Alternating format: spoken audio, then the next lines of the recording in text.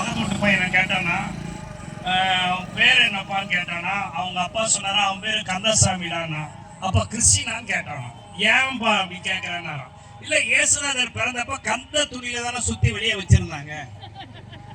எந்த துணியில சுத்தி வெளியே வச்சாங்க? நல்ல சொல்லுங்களேன். அதனால இன்னைக்கு இரவு நான் உங்களுக்கு சொல்றேன், இயேசு இந்த பூமியில பிறந்த பொழுது அவருக்கு மாட்டு தொழுவத்துல முன்னணியில அவரை வச்சிருந்தாங்களாம். எங்க வச்சிருந்தாங்க? மாட்டு தொழுவத்து முன்னணியில அவரை வச்சிருந்தாங்க. ஆனா இந்த பூமியில ஒரு பெரிய ராஜா ஒருத்தர் இருந்தார். அவர் பேர் நெப்போலியனா.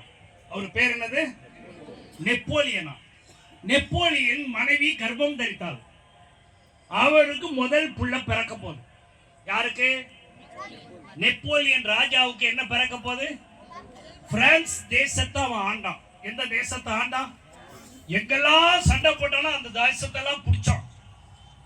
பயங்கர வெற்றி மேல வெற்றி பெற்று முன்னேறி போகிறான்.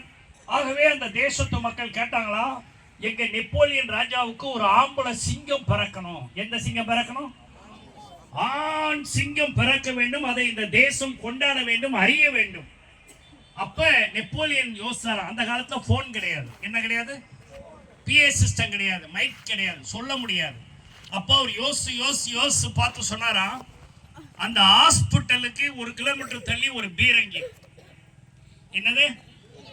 ஒரு பீரங்கி. அதை இன்னும் தள்ளி இன்னொரு பீரங்கி. தேசத்து எல்லைகள் முழுக்க பீரங்கி நிறுத்தினானா நெப்போலியன். பிறந்தது ஆண் பிள்ளைன்னா அந்த குண்டு முழங்கிக்கிட்டே இருக்கும். 99 தாண்டிச்சுன்னா ஆண் பிள்ளை பிறந்தா பிரான்ஸ் தேசம் மகிழலாம் என்று அவன் கட்டளை கொடுத்தான். கரெக்டா குழந்தை பிறந்தது, பீரங்கி முழங்குச்சு.